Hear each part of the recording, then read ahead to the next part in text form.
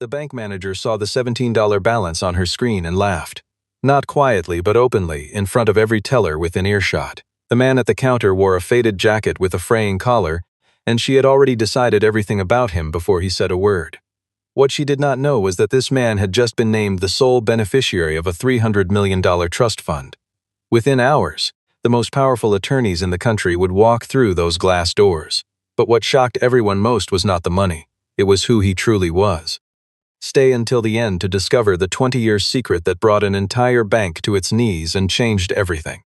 Ryan Carter was 36 years old and had not slept through the night in nearly 4 years. He woke before dawn every morning to pack his daughter's lunchbox, iron the one shirt that still looked presentable, and check the utility bills that arrived with mechanical cruelty at the beginning of every month. The apartment on the east side of Columbus, Ohio, was small, drafty in winter, and possessed a radiator that clanked through the night like something buried in the walls trying to get out. But it was theirs, his and 8-year-old Lily's, and Ryan refused to see it as anything less than home. He had learned a long time ago that dignity was not something anyone could take from a man unless he handed it over himself. He had not always lived this way. 6 years earlier, Ryan Carter had been a rising financial advisor at a respected firm in Chicago. The kind of man whose colleagues asked his opinion before making major decisions and whose clients sent him bottles of wine at the holidays. He was careful with money, precise with numbers, and deeply principled about the work he did. Then, in the span of 18 months, everything changed. His wife left without a real explanation, leaving behind a daughter who had just turned 2 and a set of credit card statements that revealed a life Ryan hadn't known his household was living. He fought the debt quietly. He left Chicago. He started over in Columbus, working whatever contracts he could land, and slowly rebuilt something resembling stability. Not comfort, not security, but stability. He had managed to keep Lily enrolled in the same school for 3 consecutive years, which felt to him like an enormous achievement. On a Tuesday morning in early March, Ryan drove to the First National branch on Garfield Avenue because a bill had come through that morning, a utility payment he needed to verify had processed correctly.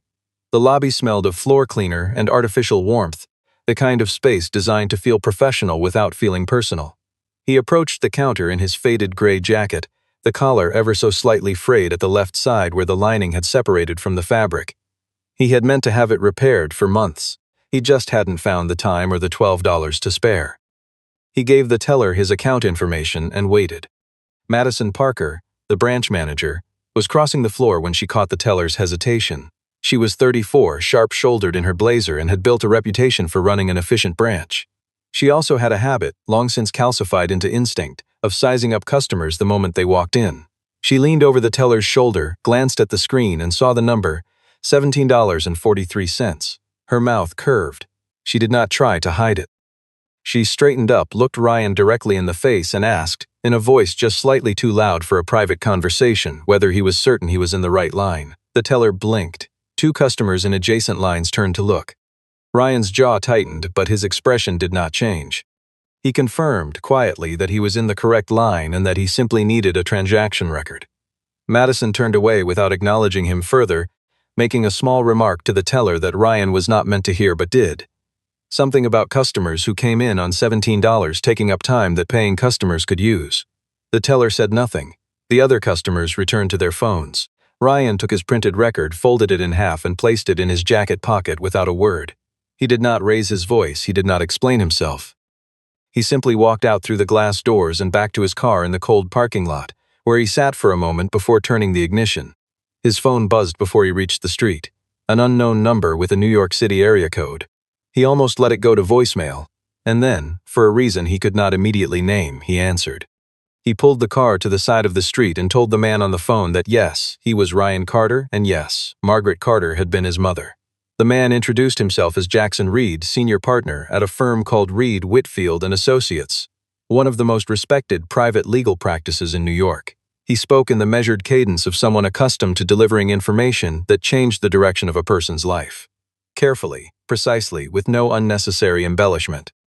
He said he was calling in connection with a matter that had been dormant for a very long time, a legal instrument that had finally reached the threshold of activation, and that he needed to meet with Ryan in person at the earliest possible opportunity. He would explain everything face to face. Ryan said he thought there had been some mistake. His mother had been a schoolteacher in Louisville who had spent her final years in a modest house on a quiet street. A woman who counted grocery coupons, drove a used sedan, and had never once in Ryan's memory mentioned anything about trust funds, legal instruments, or a firm in New York City. Jackson Reed replied patiently that he understood Ryan's hesitation and that he would not be contacting him if there were any possibility of confusion. He asked Ryan to bring one specific document, the original birth certificate that listed Margaret Ann Carter as his mother, along with whatever personal papers had been left in Ryan's possession after her passing. He said nothing more. He gave Ryan an address on Park Avenue and suggested Thursday. Ryan sat in his car for a long time after the call ended. He went over the conversation twice in his head, checking for the seams where a scam might be stitched together. Listening back for any request for money, any manufactured urgency. There was none. Jackson Reed had spoken with the flat confidence of a man who had nothing to prove. Still, Ryan told himself it was a mistake, that names had been confused, that some other family's paperwork had been crossed with his. He had no wealthy relatives. His mother's people were from central Kentucky. His father had left before Ryan's second birthday and was never spoken of again. There was no one in his life who could have generated anything worth a New York attorney's attention. But that night, after Lily was asleep, Ryan went to the closet shelf where he kept the few boxes his mother had left behind. Shipping boxes that he had moved from apartment to apartment, never quite finding the moment to go through properly. He sat on the bedroom floor and started pulling things out. Old photographs, his mother's teaching certificates, a small Bible with names written inside in handwriting he didn't recognize. He found a birthday card she had kept, then a small bundle of letters bound with a rubber band that had long since dried and cracked. And beneath all of it, tucked inside a manila envelope that had been taped shut and then sealed a second time as though someone had changed their mind and reconsidered, a white letter-sized envelope with Ryan's name written on the front in his mother's handwriting. Just his name, nothing else. He held it for a long while. He set it on the bed. He decided he would open it in the morning, in daylight, with coffee in his hand and his wits fully about him. He had no idea how profoundly he was right to wait. The letter was 3 pages long, written in his mother's careful cursive, and Ryan read it 4 times before he trusted himself to understand what it said. Margaret Carter had written it 11 years earlier, 3 months before her diagnosis, in the autumn when the maple outside her front window had gone entirely orange and she had made the decision. She wrote that she could no longer carry certain things alone into whatever came next. She began with the things a mother says when she senses the end approaching, that she was proud of him, that she had never doubted him, that the day Ryan was born was the last day she ever truly felt afraid of anything, because after that she had something worth protecting. Then she turned to the part that changed everything. When Ryan was 4 years old, his mother had been working as a paralegal assistant for a small firm in Louisville, a job she had taken when a teaching contract fell through and money had grown short. In the winter of that year, she had been asked by a senior partner to deliver a private document to a woman staying at a downtown hotel, a woman whose name Margaret had known from the newspapers. The woman's name was Eleanor Whitmore. What happened at that hotel, Margaret wrote with the precision of someone who had rehearsed the telling many times in her head, was that she had arrived to find Eleanor in a state of serious distress, not physical danger, but the kind of emotional collapse that comes when a person realizes the life they have built is about to be publicly destroyed. There had been someone pursuing Eleanor for months, building a case from misrepresented documents that suggested financial misconduct in a major deal. Documents that could have ended Eleanor's career and very likely led to criminal charges. Margaret had seen those documents as part of the delivery, and she had recognized, with the clarity of someone who had no stake in the outcome, that they had been altered. She told Eleanor so. She explained the discrepancies with a frankness that no one in Eleanor's professional circle had dared offer. She stayed through that night and helped Eleanor draft the response that ultimately exonerated her. Eleanor had offered Margaret money, and Margaret had refused. She wrote that she had refused because accepting it would have made the thing feel transactional, and it had not been a transaction. It had been one person recognizing that another person needed help. She had asked only one thing, that if Eleanor ever learned Ryan was in a situation he could not get out of on his own, she would offer whatever resources she had. Eleanor had agreed, and then had her legal team formalize it into an instrument that Margaret had signed quietly and never spoken of to anyone. Ryan set the letter down on the kitchen table. The coffee in his cup had gone cold. He sat looking at his mother's signature for a long time. Then he picked up his phone and called the number Jackson Reed had left him. He said he would be in New York on Thursday. The offices of Reed, Whitfield and Associates occupied the 23rd and 24th floors of a building on Park Avenue, whose lobby alone cost more to maintain per month than Ryan's apartment had in a year. Ryan arrived on Thursday morning in his best jacket. Not the gray one, but a dark navy he had bought for a job interview 2 years earlier and worn exactly 4 times since. He had pressed it the night before while Lily finished her homework at the kitchen table. He had shined his shoes for the first time in months. He stepped off the elevator into a reception area done entirely in pale marble and dark wood, the kind of space designed to communicate, without a single word, that the people who worked here occupied a different category of existence than the people who came to see them. The receptionist looked at him the way certain gatekeepers look at someone who has triggered some internal algorithm of suspicion. Not hostile exactly, but with a practiced assessment that took in his jacket, his shoes, the slight roughness at his jawline from shaving without enough light, and arrived at a conclusion before he finished stating his name. She asked for identification. She asked again for the purpose of his visit. She asked him to take a seat near a window that overlooked the avenue far below. He waited. He had expected to wait. He was good at waiting. 20 minutes later, a young associate came to collect him and led him down a corridor lined with framed photographs, courtrooms, handshakes, plaques, before knocking twice at a door at the far end. Jackson Reed rose from behind the desk and extended his hand. He was a tall man with close-cropped silver at his temples and the kind of deliberate composure that takes decades to build. He shook Ryan's hand and invited him to sit.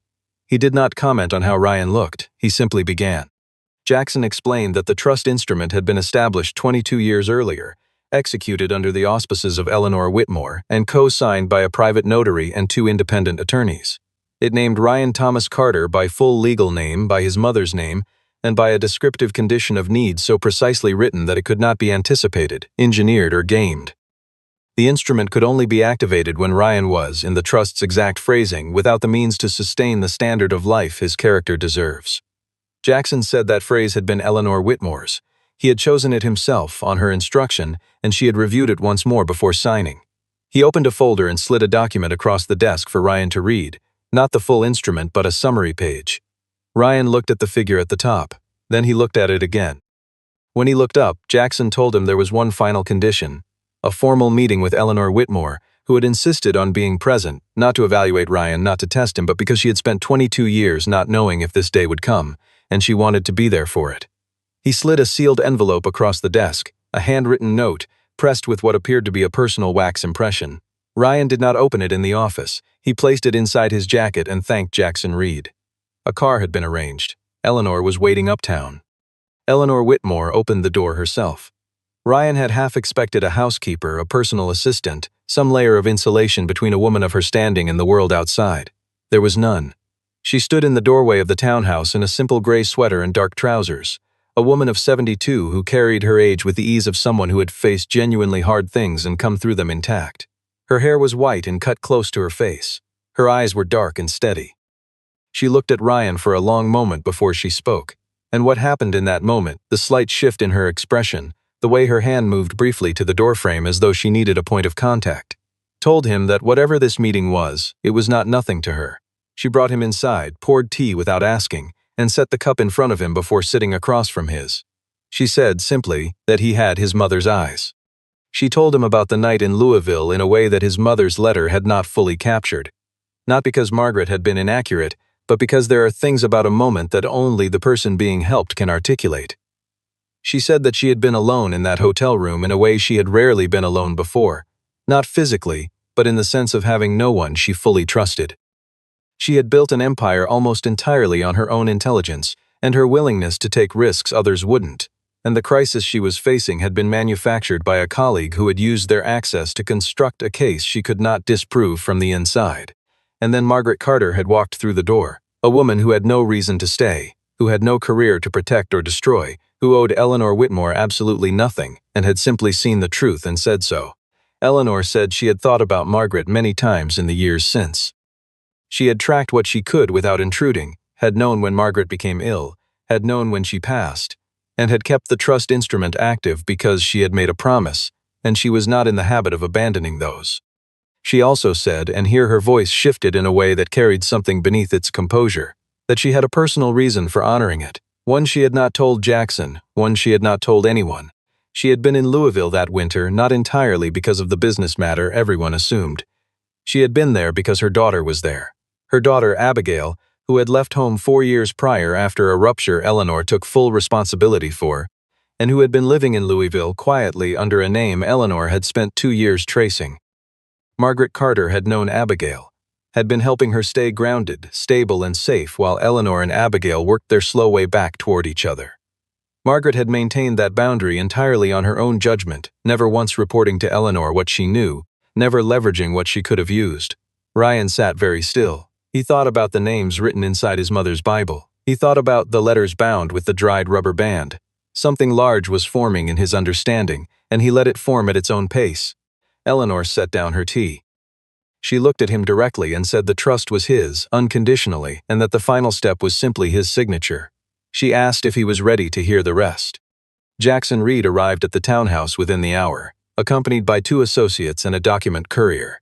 The paperwork was arranged on the dining room table with the kind of systematic precision that spoke of preparation spanning years. Colored tabs, flagged sections, a summary sheet placed on top. Jackson walked Ryan through it methodically. The total value of the trust, as of a formal assessment conducted 6 weeks earlier, was $312 million. It comprised equity holdings across 4 publicly traded companies, commercial real estate properties in 3 cities, a diversified investment fund that had been professionally managed throughout the instrument's dormancy, and a liquid reserve account that alone contained more money than Ryan had earned across his entire working life. Ryan asked one question: what had the trust been worth when first established? Jackson told him $40 million, the sum Eleanor had valued the intervention at and had placed into trust rather than offer as a direct payment Margaret would have refused. $40 million had grown into $312 million over 22 years, managed with a single instruction: preserve and grow what cannot be replaced.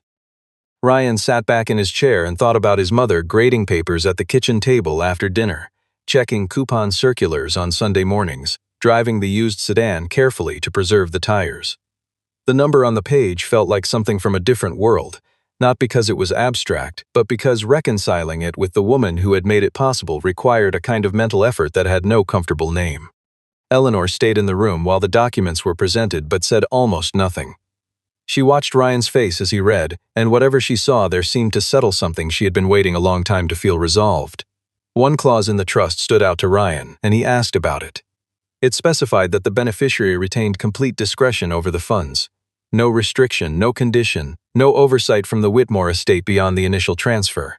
Eleanor had attached no expectation to the money beyond its receipt. Ryan asked, directly, whether she had an opinion about what he should do with it. She said no. She said the whole point from the beginning had been that it was his to use as his character determined, and she used that phrase deliberately, the same phrase from the trust's own language, meaning it now exactly as she had meant it 22 years ago. He signed, the notary stamped. Jackson gathered the documents with quiet efficiency. Eleanor poured a second cup of tea, which Ryan accepted.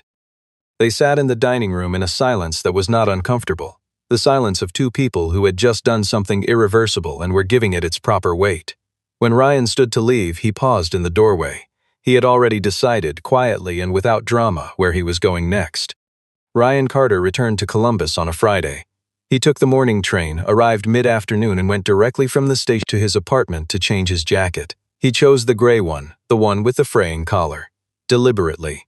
He had thought about that detail on the train, turning it over in his mind the way he turned over most decisions, quietly, without theater, until the right answer became obvious. He picked up Lily from the school bus at 4 o'clock, walked her upstairs, and told her she could watch one movie before dinner.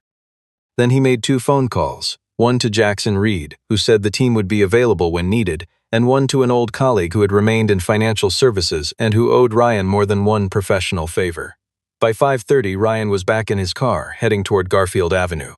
The First National branch was still open when he arrived at 5:45, 20 minutes before closing. The lobby held a handful of customers, a man in work clothes depositing a check, a young woman at the standing desk, a couple waiting near the mortgage consultation booth. Ryan took a number and stood near the rope dividers. Madison Parker was visible through the glass-walled office at the back of the floor, seated behind her desk with a phone pressed to her ear. She glanced toward the lobby once, in the mechanical way of someone doing a routine scan, and her eyes passed over Ryan without recognition. He was in the same jacket. She saw what she always saw. He was called to a window 3 minutes later. He said he needed to discuss a significant account transfer and would prefer a private consultation room. The teller asked the size of the transaction. Ryan said he would prefer to discuss it with a senior representative. The teller hesitated, then reached for the phone. Madison Parker appeared from her office with the brisk stride of a woman recalibrating her evening. She looked at Ryan. Her expression settled into the same configuration it had worn the last time he was here, politely dismissive, the face of someone managing an inconvenience. She said that private consultation rooms were typically reserved for clients with qualifying accounts. She said this pleasantly, but with the particular emphasis people use when they want to communicate something they technically haven't said aloud. Ryan looked at her steadily and said that he understood and that he would wait for the appropriate representative while his attorneys arrived. Madison's expression flickered once, barely perceptible, but there, she said, his attorneys. Ryan said yes, several of them. He said they had parked a block away and would be inside within a few minutes. Jackson Reed entered the branch at 6 minutes before closing with 2 associates and a representative from the Trust Administration Office. A man named Gerald who carried a briefcase and wore the expression of someone who processed enormous sums of money on a weekly basis and had entirely stopped being impressed by any of it. The lobby went quiet in the particular way. Lobbies go quiet when something has clearly changed and no one yet understands what. Madison Parker looked at the group coming through the door. She looked at Ryan. She looked at Jackson Reed, who was already removing a document packet from his briefcase, sealed in a presentation folder bearing the name of the Trust Administration Authority in embossed type. Gerald opened the portfolio on the customer-facing desk. The figure on the cover page was printed in full, in standard typeface. $312 million. Madison Parker read it once. The color left her face in a way that Ryan, watching from across the desk, found neither satisfying nor cruel, just true. The tellers had gathered without quite meaning to, drawn by the energy of the room rather than any instruction. The couple who had been waiting near the mortgage booth had quietly decided not to leave. The branch was silent in a way it had probably never been during business hours. Ryan waited for Madison Parker to look up from the document. When she did, he said, calmly and without drama, that he would like to close every account he held at this institution. Madison's mouth opened and closed twice before any words arrived. Gerald had already begun preparing the transfer authorization. The branch manager of the Garfield Avenue First National branch made 3 phone calls in the 20 minutes that followed, 1 to the district manager, 1 to the regional compliance office, and 1 she did not complete because she picked up the phone and then set it back down and sat in her glass-walled office alone while the transaction processed at the desk outside. Ryan signed the final transfer authorization at 6 minutes past closing time. He thanked Gerald, shook Jackson Reed's hand, and walked out through the glass doors into the cold March evening without looking back. The district manager arrived at the Garfield Avenue branch the following Monday morning before the doors opened. He had spent the weekend reviewing 2 separate incident reports.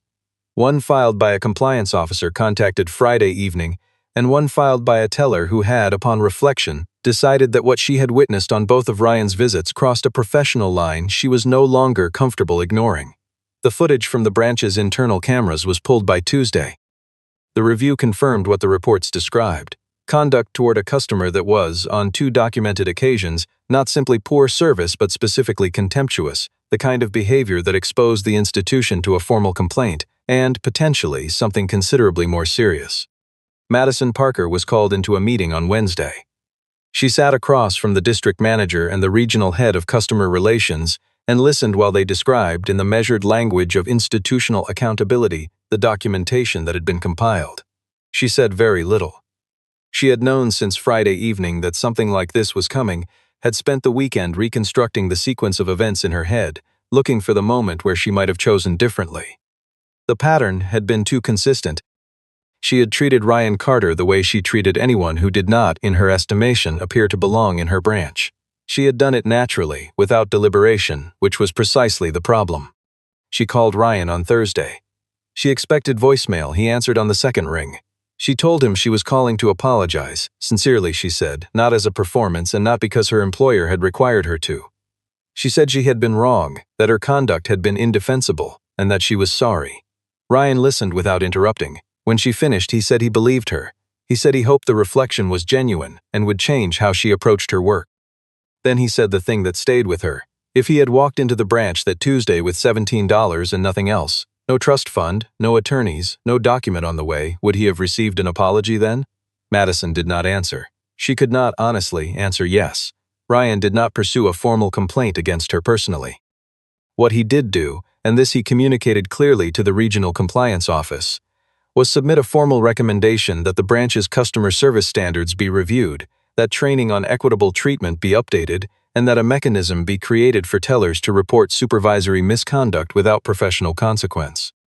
The compliance office agreed to all three requests, not because they were legally obligated to, but because the alternative was being publicly documented as the institution that had mocked a $300 million trust beneficiary while he stood at their counter in a frayed jacket. From a reputational standpoint, no one in their organizational structure wished to inherit that story. The story broke in the financial press 6 weeks after the trust transfer was completed. Eleanor Whitmore had kept it quiet as long as she could. She was a private person by nature and had no interest in the narrative being shaped by people who hadn't been there. But the trust administration process required public filings, and once those were filed, a financial reporter in New York assembled the pieces and published a piece that was picked up by 3 wire services by the following morning. It described the basic facts: a dormant trust established by Eleanor Whitmore, the identity of the beneficiary, the amount, and the circumstances.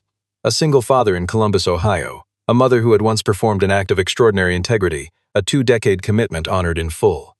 It was the kind of story that moved through the world the way certain stories do, quickly, completely, and with a momentum that could not be managed, only survived. Ryan did not issue a statement. He did not grant interviews. He had a conversation with Eleanor, who said the story was his, and he could tell it or not as he chose. What Ryan chose to do in the weeks following the filing was meet with a nonprofit attorney, a financial planner, and a woman who ran a foundation serving single-parent families in Central Ohio, and he spent those weeks talking and listening and building a framework rather than a press release. The scholarship fund was announced on a Tuesday morning with a quiet press release and no fanfare. It was named the Margaret Carter Foundation, and it was capitalized with an initial endowment of $8 million, which would support full tuition grants for the children of single-parent households in Ohio, with preference for students entering fields related to finance, law, and public service. Alongside it, Ryan announced a financial literacy program to be delivered in partnership with community colleges across the state, free of charge, structured for adults returning to work after caregiving, and staffed by volunteer practitioners whom Ryan had begun calling personally in the weeks following the trust transfer. Several were former colleagues. Every single one he called said yes. Eleanor Whitmore called him the day the foundation was announced and said nothing for a long moment when he picked up. Then she said that Margaret would have found all of this very unnecessary and would have been very proud. Ryan laughed, a real laugh, brief and uncomplicated, the first in connection with any of this that felt entirely genuine. He said he knew. He said that was more or less the point. The media coverage that followed was warmer and more personal than the initial financial story. A profile traced the full arc: Louisville, the hotel, the letter, Columbus, the bank, the trust, the foundation, and found its way to people who had never heard of Ryan Carter or the Whitmore name. It found its way to people who were having their own Tuesday mornings in their own parking lots, their own quiet walks back to cold cars after quiet humiliations in places where they had been made to feel small. Those people wrote letters to the foundation. They called the community college offices. One woman drove 6 hours from West Virginia to attend the first financial literacy session and sat in the front row and did not miss a single minute. Ryan learned most of these stories months later and did not put them in press releases. He wrote them in a notebook he kept in his desk drawer, not because he would use them for anything, but because he thought they were worth remembering. Eleanor Whitmore wrote Ryan a second letter, this one by hand, on personal stationery, sent through the regular mail rather than through Jackson Reed. It arrived on a Saturday, and Ryan read it at the kitchen table while Lily ate her cereal and watched the street outside. The letter was shorter than his mother's. Eleanor was not a woman who used more words than she needed. She wrote that she had decided to formally step back from public life at the end of the year, that she was putting the Whitmore Holdings Board in order and completing the final transitions, and that there was one piece of business she had left unresolved for a very long time, one piece that Ryan's arrival had finally made it possible to address. She wrote about Abigail. Her daughter had returned to her life 8 years earlier, quietly, after years of distance that Eleanor described with the honesty of someone who had processed the facts enough times to no longer need to soften them. She had been a demanding parent, ambitious in the way that does not leave room for a child to become something the parent hasn't already envisioned. Abigail had needed space to find herself outside the outline Eleanor had drawn, and she had taken that space the only way available to her at the time, which was to leave it entirely. Margaret Carter, Eleanor wrote, had been part of what kept Abigail anchored during those years of separation, a steady, warm presence in Louisville who had befriended her daughter without ever once reporting back to Eleanor. Margaret had maintained that boundary not because Eleanor had asked her to, but because she understood that a woman finding her own ground needed to do it without her mother watching. Eleanor wrote that Abigail was well, that she lived in Vermont now with her family and ran a small architectural firm, and that she had agreed to let Eleanor share this with Ryan because they both felt he deserved to understand the full picture. She wrote that Ryan's mother had touched more lives than Margaret herself had ever known, in the way that people of genuine integrity often do, quietly, without ledger or record, without any expectation of being credited for the things they leave behind. The trust fund had never been, in Eleanor's mind, a repayment. Repayment implied a debt with a number attached. What Margaret had done could not be numbered. The words had simply been Eleanor's way of saying, in the language she was most fluent in, that she had not forgotten. Ryan read the letter twice, then folded it along its original creases and placed it beside his mother's letter in the manila envelope. Lily had finished her cereal and was drawing something at the other end of the table, a house with a large yard that she colored with methodical care. Ryan watched her for a moment without saying anything. Then he made himself a second cup of coffee and went to his desk and began drafting the notes for the Foundation's second-year strategy, which he had been meaning to start for 3 days. What happened in the months that followed was not dramatic, at least not in the way the media had framed the original story. Madison Parker completed her performance evaluation and was reassigned to a compliance consulting role within the regional structure, a job that required by its nature a great deal more careful attention to how people were treated in branches and why. She was, by several accounts, better at it than anyone expected. She had not forgotten the question she couldn't answer. She thought about it with some regularity. It had become the kind of question that doesn't go away once it has been asked clearly, not who you are when you're being watched, but who you are when you're certain no one important is looking. Ryan eventually moved to a larger apartment, not a house that announced itself, not a property purchased for its impression, but a clean 3-bedroom on a quiet street with a backyard where Lily could keep a garden. He framed one item, not as a trophy and not from pride, but because Eleanor had suggested it and he had found, after thinking it over, that she was right.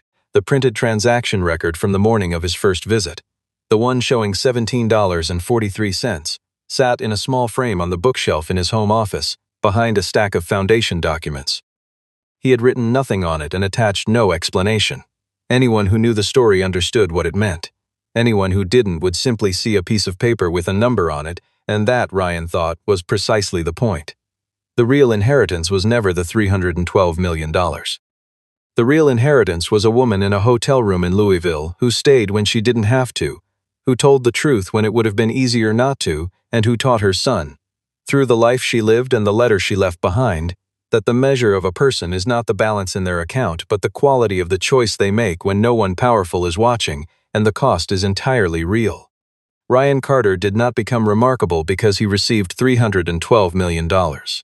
He became remarkable because when he had every reason to let resentment define what came next, he chose something else entirely. The branch manager had looked at a nearly empty account and seen a man who didn't matter. She had not seen 22 years of a promise kept, or a mother who stayed through the night making sure a stranger's case was right, or a child raised with the specific understanding that what you do when no one is watching is who you are. The greatest fortunes, it turns out, are not denominated in dollars. They are passed down in choices, in the quiet, costly, uncelebrated moments when a person decides to do what is simply right. If this story made you think, carry it with you. The most important account any of us will ever hold has no balance sheet and earns no interest, only the compounding weight of every small, honest, invisible decision we make over a lifetime.